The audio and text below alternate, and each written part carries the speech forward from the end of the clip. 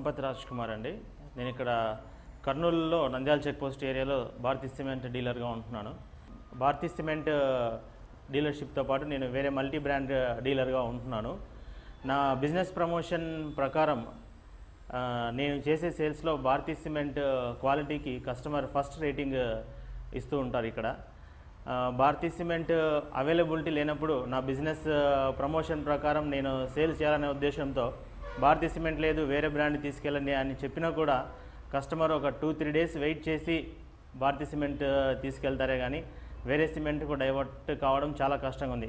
అది ఎప్పుడంటే భారతీ సిమెంట్ ఒకసారి యూజ్ చేసిన వాళ్ళు, యూజ్ చేయకుండా దాని గురించి ఏముందిలే అని అనుకున్న వాళ్ళైతే భారతీ సిమెంట్ కొత్త బ్రాండ్ అనుకుంటారు. కానీ ఒకసారి యూజ్ చేశారంటే భారతీ సిమెంట్ నుంచి వేరే బ్రాండ్కు డైవర్ట్ కావడం చాలా కష్టం. ఎగ్జాంపుల్ ఏంటంటే ఒక కస్టమర్ ఇక్కడ బస్టాండ్ ఏరియాలో దాదాపు 4-5 కిలోమీటర్స్ ఉంటుంది. ఆ ఏరియాలో భారతీ సిమెంట్ యూజ్ చేశాడు ఒకసారి.